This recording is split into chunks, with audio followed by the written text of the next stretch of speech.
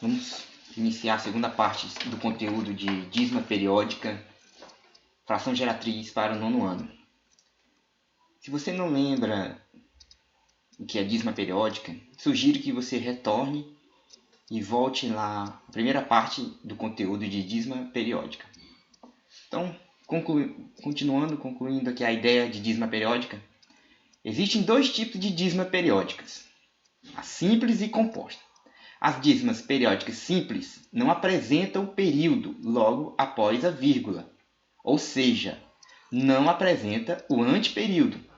Já as dízimas periódicas compostas apresentam o anteperíodo entre a parte inteira e o período. Por exemplo, 0,222, 3,4444, 13,111 são mais simples.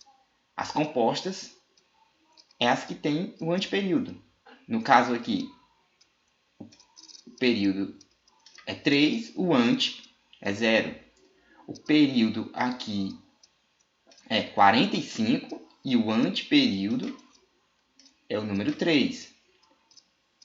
Nessa dízima periódica, o período é 78 e o anteperíodo é 753. Então, basicamente, dízima periódica simples não tem anteperíodo. Dízima periódica composta tem o anteperíodo. Correto? Acho que deu para entender o que é uma dízima periódica.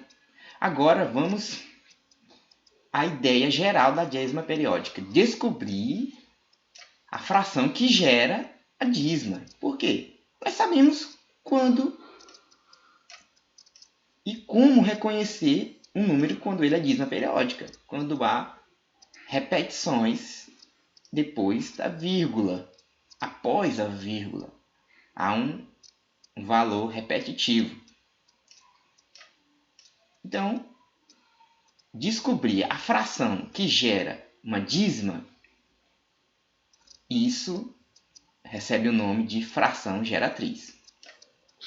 Toda fração periódica pertence ao conjunto dos números racionais. Nunca pode esquecer, ela é racional, pertence ao conjunto dos números racionais. Uma dízima periódica pode ser escrita na forma de fração. Desta forma, todas elas, sem exceção, possuem uma fração, que, quando dividimos o numerador pelo denominador, encontramos esta dízima. Esta fração é chamada de fração geratriz. Por exemplo, se eu dividir 5 por 9, vou obter 0,555. 7 por 3, 2,333. 1 sobre 45, 0,0222. 148 dividido para 90, 1,6444. Se você lembra, essa aqui é a dízima periódica simples. Essa aqui é uma dízima periódica simples. Essa é uma dízima periódica composta. Esta é uma dízima periódica composta, porque há o anteperíodo, o número que fica entre o período, ou os números no caso, entre o período e o número, a parte inteira. No caso aqui é o 0, no caso aqui o anteperíodo é o 6, aqui não tem ante e não tem anteperíodo. Correto? Ficou entendido?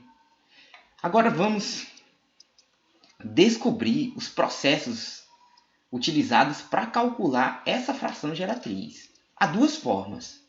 Uma forma que a gente utiliza pelo nome de forma algébrica. Uma forma algébrica de calcular. E a outra é uma solução prática, que acredito que você terá bastante facilidade de entender. Certo?